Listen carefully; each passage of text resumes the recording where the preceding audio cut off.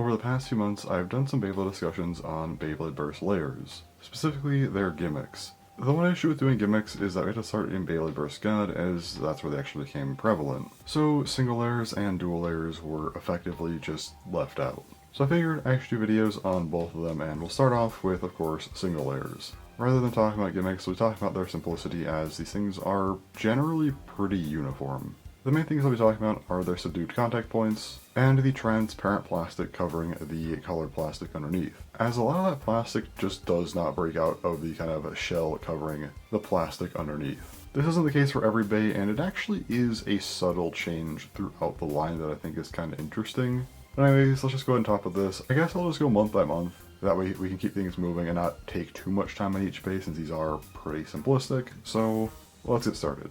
So starting with the original 4, Valkyrie does have an attack shape, but its main 3 contact points aren't really overly aggressive, and nothing else in the layer is. Yes, it was still a good attack type for its time, and not bad in that sense, but compared to later releases, it just isn't a whole lot.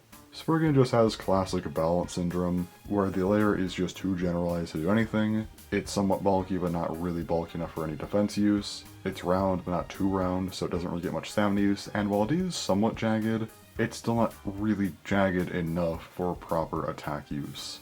To this day, I still have zero clue what was going through Takutomi's head when designing Ragnarok as the starting stamina type, as nothing about this thing seems like a stamina type. It feels more like a balance or even an attack type, but no, it's stamina. It's clearly not very round, and yeah, I have no idea what to even make of this thing. Kirby's is fairly normal. It's, I guess, a little bit bulky and round yet jagged. It makes sense for an early defense type. Ragnarok and Kirby's have absolutely zero things sticking out of their transparent plastic, which makes sense for the time. Valkyrie doesn't really either. It does have this red part up here, which is on top of the transparent plastic. However, it's not really sticking out either. Spriggan is the only one to have anything like this, as you do have these 2 diamond kind of shapes here, which are breaking out the plastic a little bit, so I guess that's noteworthy. It's nothing crazy, but at least worth mentioning. But yeah, these original 4 very much adhere to this simplicity of the single layer line. Moving past the initial wave from July 2015, we move on to August. These bays were kind of weird, as Amaterios kind of just happened when it happened, but it's technically considered an August release, so I guess we'll pair it with Death Scyther. Both these are fairly simplistic, Death Scyther especially. It was actually just so round that it got used for kind of stamina defense type of stuff, and it got banned for that use because of just how good it was. So this thing was definitely a very, very subdued attack type. Amaterios has a bit more going on in its shape, but the 5 contact points aren't really that crazy, so there's not really a whole lot to comment on there either. Now, Death Scyther has nothing sticking out, but Amaterios is clearly a bit different. Unlike the other single layer bays, it actually has printed on detailing underneath the transparent plastic, as you can see with the red detailing there. Also, on its 5 main contact points, you have these sort of translucent red spheres, which do add some detail and are definitely a bit different compared to the rest of the bays. Amaterios was a special bay though, so this makes a little bit more sense. But it is definitely one of the more interesting looking bays of the single layer line, and especially with just these first few releases, it was very, very striking. Moving on to September, we actually would see more happening with these bays. Wyvern is an extremely standard defense shape, however, Trident is just like Ragnarok, where I have zero clue how this translates to stamina. This seemed to be a pretty weird issue for early burst, but I guess this was stamina shape, though it was a pretty weird shape, so I guess this one was less subdued than normal, but it's not like that crazy or anything. The main draw of these 2 bays in this context though is actually how much plastic is sticking out of the transparent plastic. Wyvern has a ton of it. You have these couple purple pieces, then all of these like extra contact points around here have purple sticking out. So there is a fair amount of plastic actually breaking through on Wyvern. As for Trident, it has a little bit. On the 3 main contact points here, you have these 3 T's, and yeah, you can see them all through the transparent plastic. They are not covered, so it does feel almost like a slight evolution of the system over time. And while this wouldn't be the case for every future bay, it was an interesting sign. In October, the only bay we had was Odin. Odin was yet another very, very round attack type. So again, not a whole lot going on with the contact points here. But like the previous couple bays, yeah, you did have pieces breaking through that top layer of plastic. You have these 2 points here, the shuriken designs actually being completely exposed. And so far, these are the largest pieces of plastic actually just sticking out and being fully open like that. Now, November would see a slight regression with this kind of stuff, as Horrorsuit had nothing sticking out. Unicorn was kind of like Valkyrie, in where you had these two kind of points here, but they aren't really plastic sticking out, they're more just printed on details on top of the transparent plastic. That's it. Minoboros did have this really small part here sticking out, but it's not a whole lot. And in terms of shape, I guess some of these are a bit more interesting. I mean, Minoboros is more so like one-sided here. I guess that's somewhat noteworthy for the time. The contact points themselves aren't anything crazy, but again, for the time, it's notable, I guess. Unicorn is fairly standard as a defense type, nothing really there. And then Horrorsuit, it does look a bit more complex, which is noteworthy, but it's still nothing grand. And again, this is a stamina type. Why the stamina types were so weird early on, again, I have zero clue. That's its own mystery, maybe for a different day. But again, it exists. And after this point, things would change drastically. As for the December releases, I'm going to go through each one individually because I feel like they kind of need it. First up here is Excalibur. This took everything we knew about single layers and threw it out the window. First up, the transparent plastic is not just transparent, it is translucent red. We've never seen anything like this before. Also, the plastic from underneath is very clearly breaking out and kind of just part of the layer's design. The gold plastic is up here and down here. Again, very much being part of the layer's design. And every other single layer bay has some kind of open space in the center of the layer, just kind of having blank transparent plastic, so you can see the driver symbol through there. Excalibur is not like this. It has a plastic X and the rest of it is just fully open and not covered. And the shape of this thing was quite noteworthy. The sword design's already somewhat dynamic, but having this giant sword contact point was by far the craziest contact point of the time. It's hard to really capture how crazy this bay was. I remember when this bay first got revealed back in 2015, and you've seen all the bays now that we had up until that point, and then getting this after all of those seemed ridiculous. I don't think there's ever been a point in Beyblade history where the limits of physical design were upped to this level with one single release.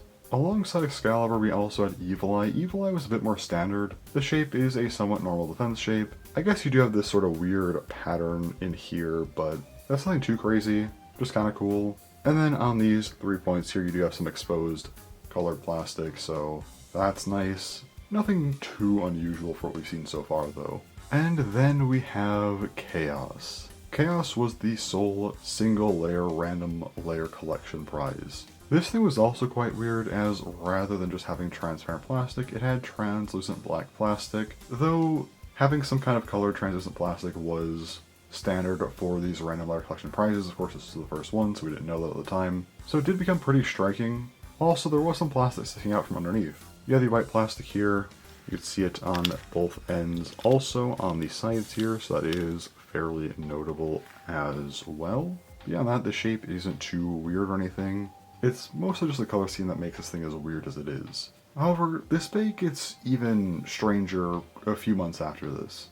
Jumping to August of 2016, we had the triple booster set get released. This had a re-release of Chaos with its proper combo, and there was a very, very noteworthy physical change to Chaos. In the center here, you have this sort of C symbol. This is actually an attribute of dual layers that was applied to this single layer and only this single layer. It doesn't change a whole lot, but it was a very, very strange design choice to make the thing match with the dual layers when it isn't one. Though you do have some parts breaking through, so in some ways you can almost blur the lines between what a single layer and dual layer is. Granted, I still think this is clearly a single layer, obviously, but it does show that when more and more parts get exposed, the line of what is a single or dual layer can become a bit blurred. Why they chose Chaos to blur this line, I have no idea, but they did.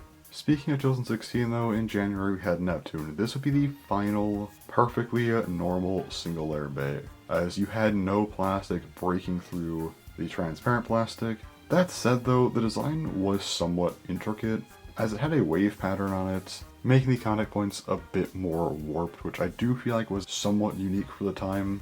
Not exactly normal, so I guess that's noteworthy, but beyond that, it's a fairly normal layer. And in February we had our last true single layer with Yggdrasil. Yggdrasil was a somewhat normal stamina shape. I guess Chaos finally corrected the design choices there. Maybe this leans a little bit to defense, but it's not too bad. Beyond that though, the shape is somewhat normal. Though you do have these two very, very large yellow decals here. Again, it's more so just paint, not plastic breaking through, but with just how noteworthy they are, it is still very much a unique design choice. Also, on the sides here, you can kind of see some of the plastic maybe breaking through just a little bit, but still nothing too weird. And yeah, that would be the end of the single layers. Looking at the entire line in one picture, you can definitely see how uniform these things really were. It's something I really appreciate about this line, as the transparent plastic was definitely an interesting design choice to say the least, but it did give them that uniform identity while not really harming their design in any way, which I find very cool. And when they do actually break from that design, you get things like Excalibur, which ends up being one of the craziest bays of the time. And you can also up things a bit more with things like Amaterios that also just ends up looking very cool. One of the things that I like a lot about this line is how well they set themselves up for an expansion. An issue I've taken with Beyblade X is how I feel like they did not set themselves up well at all to expand the line, and so far I don't think they really have in a great way. But with this, there was so much potential to be expanded upon. Layers were fairly simple. They just needed the slots for the disc and of course the launcher, that's easy. And they also had their teeth, which was just in the center of the layer. There is so much you could do beyond what there was here. But also I wanted to talk about the transparent plastic so much because of how that ties into their expansion. We saw these hints of smaller parts of these bays poking through the transparent plastic that was sort of a shell for the rest of the plastic, with Excalibur really just going all the way and making that its own sort of design, which was unique to it at the time. So being able to have a line that actually just breaks through and do something else makes sense for a new line, and that's what dual layers were. And I'll talk more about that in the next discussion of this style, whenever that ends up being. But this concept is actually used a lot, even as far as Beyblade Burst God, where a lot of bays still did have transparent plastic in their design, but it was a smaller design element as the rest of the colored plastic was now the main part of the design, and some bays just didn't even have that transparent plastic anymore, showing that the shell had been fully broken. I'm not entirely sure if this is the concept they were going for, but it is still a cool thought nonetheless. But anyways, that's really all for this video. I just want to talk about single layers. They're one of my favorite lines of all time just because of how simplistic yet interesting they were. Individually, they're cool, but I think just looking at them as a whole here makes them really, really great as an entire line. So anyways, thanks for watching, and bye.